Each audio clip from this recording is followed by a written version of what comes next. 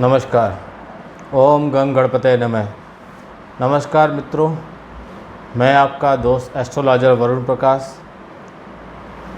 आज के हमारे इस ब्लॉग में आप लोग का स्वागत है।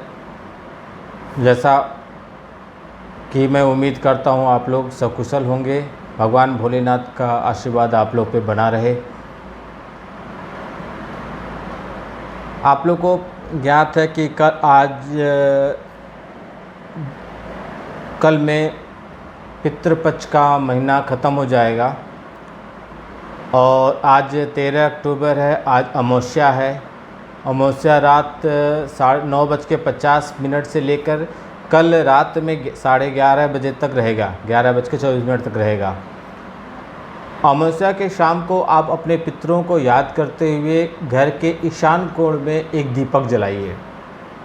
तिल का एक दीपक लीजिए और वो जलाइए, लेकिन दीपक में रुई का इस्तेमाल मत कीजिएगा। कलावा, लाल रंग का कलावा हो उसका इस्तेमाल कीजिएगा। इससे पितरों की आत्मा को शांति होगी। मेरा आज का उद्देश्य है कि कल पितृपक्ष समाप्त हो जाएगा। पितृलोक, बहुत लोग ऐसे हैं जो चाह के भी पितृपक्ष में नहीं ढंग से पूजा पाठ कर पाए होंगे, या बहुत ऐसे अनुष्ठान है जो नहीं कर पाए होंगे। तो आखिरी दिन है, आप चाहें तो इस दिन में छोटा सा भी टोटका करके आप उनका आशीर्वाद प्राप्त कर सकते थे। तो कल रात को ईशान कोण पे आप एक तिल के तेल में कलावा का दीपक जलाइएगा। अगर आप ऐसा करते हैं तो आपको पितरों का आशीर्वाद मिलेगा। आपके काम में जो रुकावटें थोड़ी बहुत आ रही थी वो दूर होंगी। यह आपको 14 अक्टूबर को कल शाम को करना है या रात में करना है, मतलब दिन डूबने के बाद ही करना है। पितृपक्ष का महीना समाप्त हो रहा है। पितृपक्ष में 2 पशु और 1 पक्षी का बड़ा महत्व होता है। पहला पशु गाय।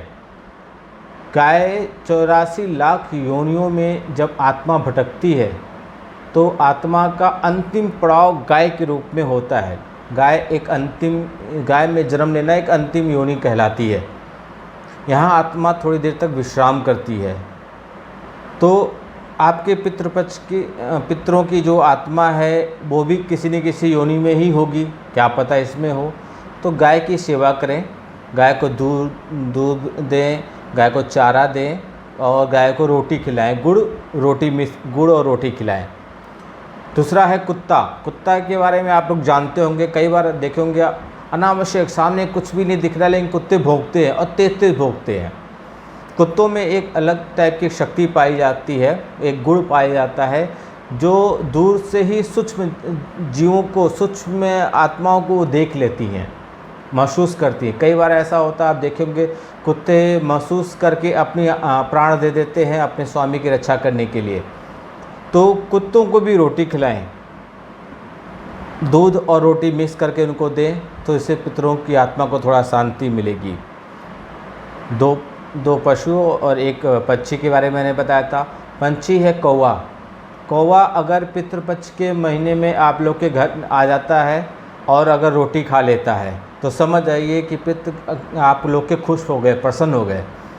तो अंतिम दिन कोशिश कीजिएगा कहीं पे आप रोटी के टुकड़ा, गुड़ वगैरह कहीं रख दीजिएगा, जिससे अगर कहीं कौवा आ जाता है, भोजन करता है, तो कहीं ना कहीं वो आपको आशीर्वाद का ही काम करेगा।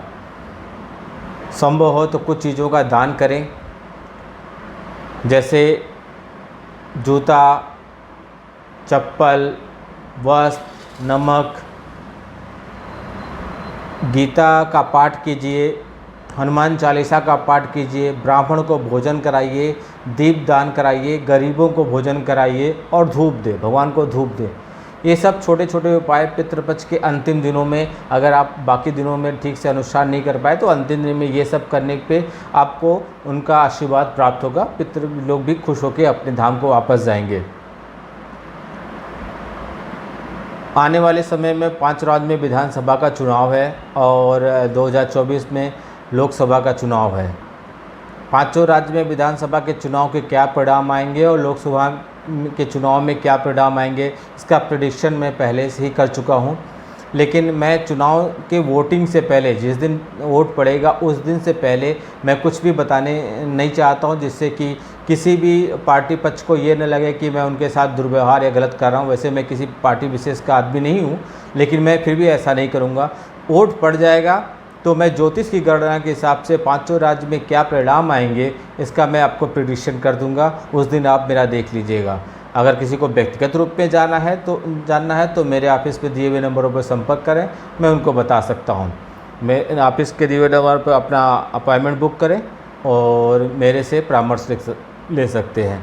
मैं अलग अलग ज़िलों में भी आते आते रहता हूँ, नोएडा में, गाज़ियाबाद में, पटना में, लखनऊ में, गोरखपुर में, इलाहाबाद में, बनारस में, पुणे में, नागपुर में, इंदौर में, रायपुर में, देहरादून में। इन जगहों पे भी आप अगर मेरे से परामर्श लेना चाहते हैं, मिलना चाहते हैं, कुंडली का विश्लेषण कराना चाहते हैं, नीचे हुए नंबरों पे संपर्क करें और अपॉइंटमेंट बुक करके आप मेरे से मिल सकते हैं, कुंडली का विशेष विश्लेषण कर सकते हैं। मैं कई बार बताया हूँ, बीमारी को बड़ा होने से पहले कृपया उसको भांप लें, उसका उपचार करें तो समस्याएं गंभीर रूप नहीं ले लेंगी और आपको आपका जीवन सुखमय होगा। धन्यवाद, नमस्कार।